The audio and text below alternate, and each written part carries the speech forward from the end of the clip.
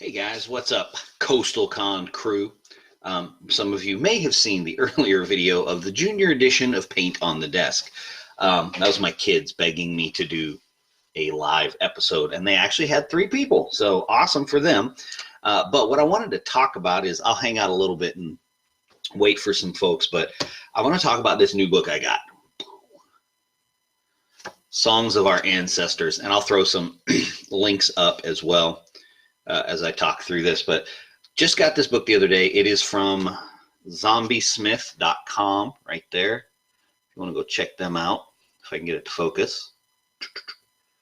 So ZombieSmith.com, like I said, I'll throw a link up. I'm going to upload this video to our YouTube channel as well.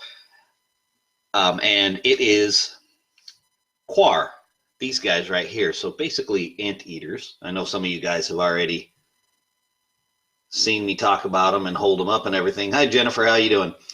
And so I was waiting for this because the miniatures were cool, and a couple of my buddies, Nick and Alan, they were like, they did it on purpose. They were like, hey, have you heard of Quar? No, I haven't.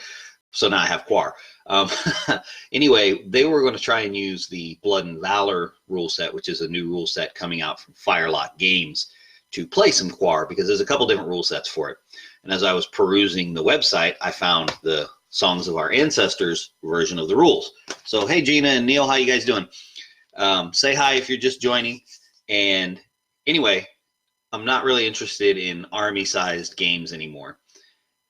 But this version of the rules is the skirmish version of them. So I thought, okay, I'll check it out. And then I found out the rule set that it operates on, and I was super excited about the rule set it operates on.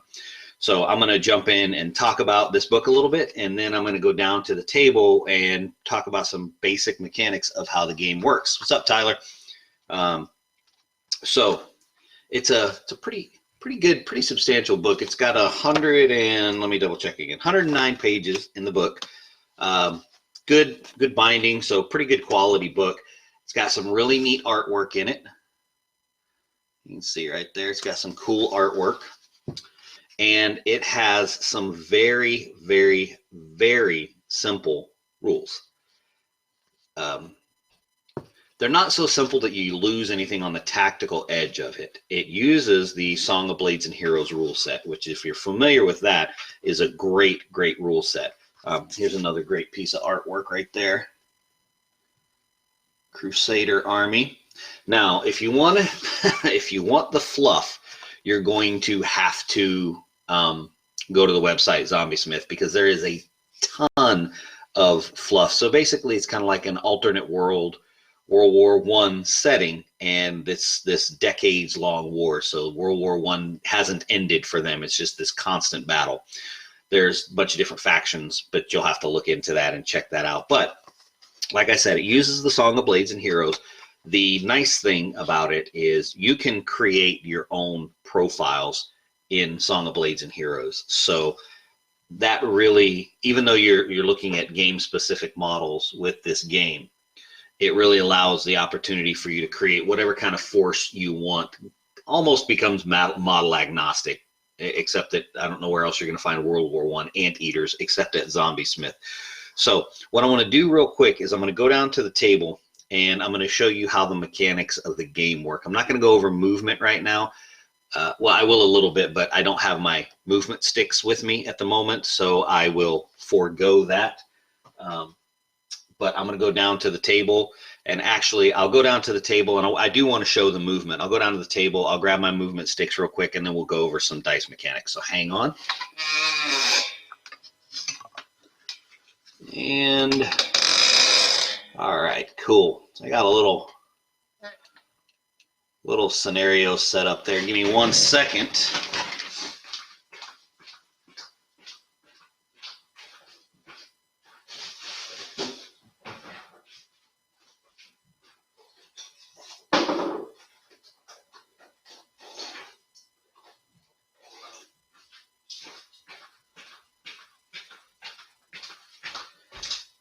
All right, so a little bit of an impromptu video, so wasn't 100% prepared, but what we have here is movement sticks. Now these ones are from Litco. You can see the ad right there. I'll throw a link up for them too. And they have a long edge, medium edge, and a short edge. So you won't actually do any measuring in this game. Everything will be done with a movement stick. So all models, unless otherwise noted, have a medium movement. And one of the unique things about Song of Blades and Heroes is that movement is from the front of your base to the back of your base, as opposed to what we will typically see in a miniatures game is you'll move front of base to the front of the base like so. In this particular instance with Song of Blades and Heroes, you're going to move from here to here like so. You're not limited to, well, we'll get into that in a second. So actions and activations are pretty cool. I got two guys here with their rifles. I'm going to put them right there. Move that tree a little closer so he's in there. And we've got our two chaps right here.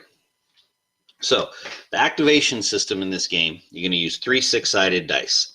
So what you're going to do is you have the option when you go to activate your model, you can roll 1 die, 2 die, or 3 die. That's entirely up to you.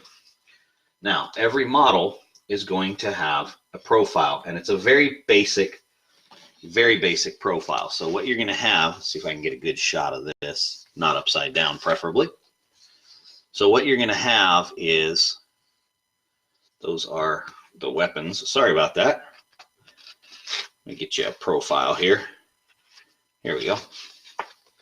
So what we have here is a militia officer there at the top. He's 84 points, has a quality of 3, combat of 2. The abilities that he has are there on the top next to his quality. So he's a leader and he's green. The Keratin is, I believe, just a designation for him. He's combat 2. He has a pistol and a bolt action rifle. So that is your entire profile for your model.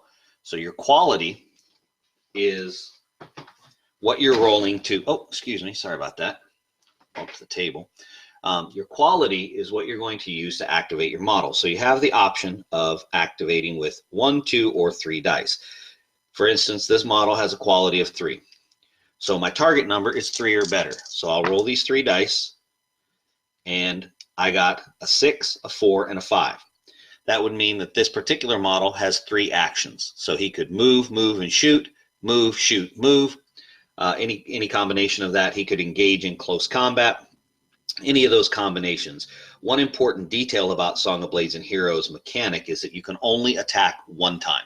So if he were to shoot, he could do a number of different actions. He could concentrate the action, so essentially aim. So he would take one of those die to shoot, 1 die to aim, which would increase his probability of hitting, and then with that last one, he could move. So that's the basic mechanic. You don't have to roll 3. You can roll as many of those dice as you want. Here's the catch. It's a risk-reward system. So the way that works is like so. So in this instance, uncommon for my rolling, I got 3 successes. Not normally what happens. So his quality is 3, which means we need a 3 or higher. So let's just say, for instance, I rolled a 1, a 2, and a 4. So I had 1 success. So I would get 1 action. Maybe I want to go ahead and take a shot at this guy right here. However, because I had 2 failures, I have now passed the turn. So what that means is my turn is now over. Even if this was the first model I've activated, my turn is now completely over because I had 2 dice fail. That's the risk-reward system. So there's a risk to rolling all these dice that you may pass the turn. The reward is you may end up with a good number of actions.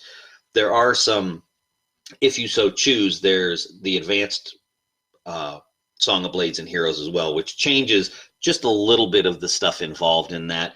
You can look into that if you like. Some of that's probably what we'll incorporate when we play, but for these particular rules, it's the basic Song of Blades and Heroes set.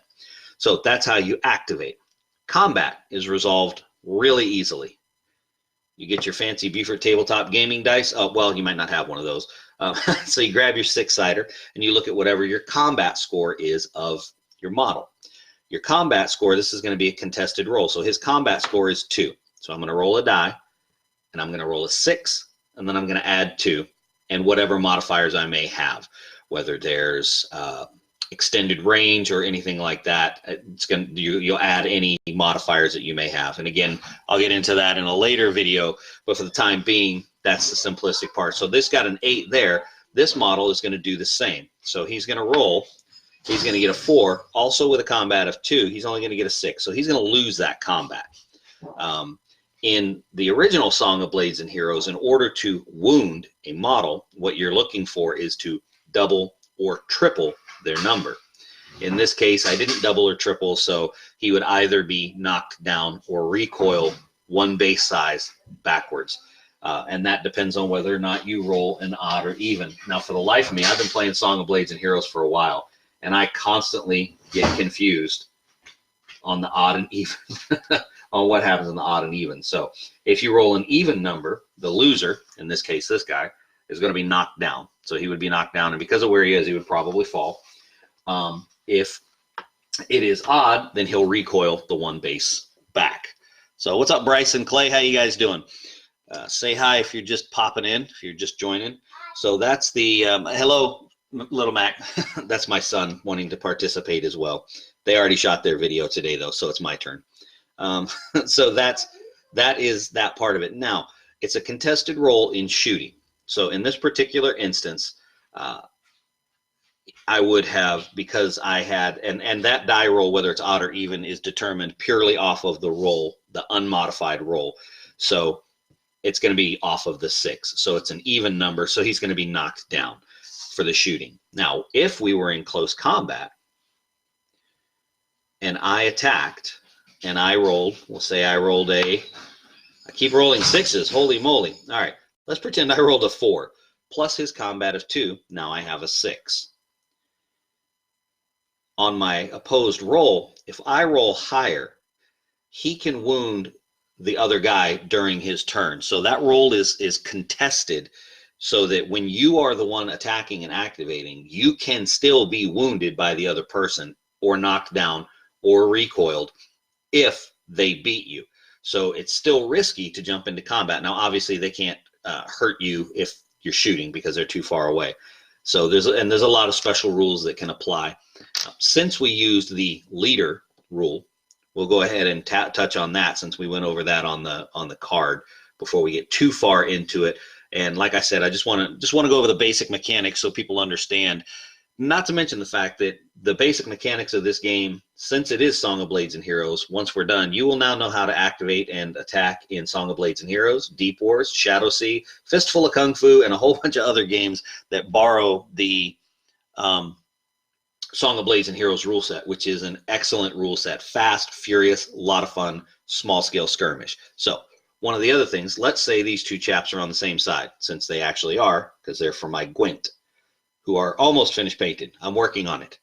And you want to activate this guy. And he has a quality of 4, because he's just the soldier. This is the captain. So the soldier is going to have a quality of 4. And I decide I want to activate, I want to attempt to activate with all 3 dice. So because he has the leader ability, any friendly model within a long stick of him gets to reduce their quality by 1. So because he's quality 4 and he's within a long stick of the leader, he will now be quality 3. So now all of a sudden your ability to activate him just got a little bit easier. Might, depending on the situation you're currently in your game, it might be worth it to go ahead and go with all 3 dice, since you've now improved your ability to activate.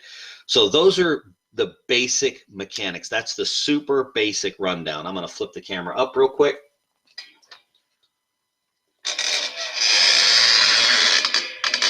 That was kind of squeaky. So that's the basic mechanics of Song of Our Ancestors. It's also the basic mechanics of a whole lot of other games that utilize the Song of Blades and Heroes rule set. If you're interested in that rule set, check out Ganesha Games. That's the creator of Song of Blades and Heroes. You can also check out Deep Wars, Shadow Sea, Quar. You can check out Fistful of Kung Fu. These are all games that utilize that same system. It's really easy. It's really easy to create your own characters within the confines of the game. There are some little nuanced differences in each one of those games as they add certain specialty functions within the game to suit the play style of whatever game it is that has borrowed the rules. But I'm really excited to try out Quar. I haven't actually tried it yet. Hoping to get it on the table over the Christmas holiday, because that would be awesome, which would, of course, require me to hurry up and finish painting the rest of my guys. But we would need to proxy the others because I only have a 6-man squad of Quar at the moment. We are also hopefully going to be able to throw Quar on one of the demo tables at Coastal Con. So that would be really, really cool. I may try and get in touch with the creator and see if he would be interested in donating anything to our raffle for maybe Song of Our Ancestors autographed rule book to throw into the raffle, because that would be kind of fun to win. But that is Quar, Song of Our Ancestors in a nutshell. We will probably do a battle report for it sometime down the line and then go a little bit more in depth into the rules. But so far, because it borrows from one of my favorite rule systems, I'm really excited about getting it on the table and having something that has a really different flavor dynamic. It reminds me of Twilight. You may have seen one of our videos on Twilight. If you haven't, you can go check it out on our YouTube channel. But it's so different. The aesthetic is so different that it's very appealing. So that's all I have, and probably going to be the only video I shoot today. But you guys, everyone, have a Merry Christmas, and we will see you after the holidays. Have a good one. CoastalCon 2020. If you can make it, we'd love to have you.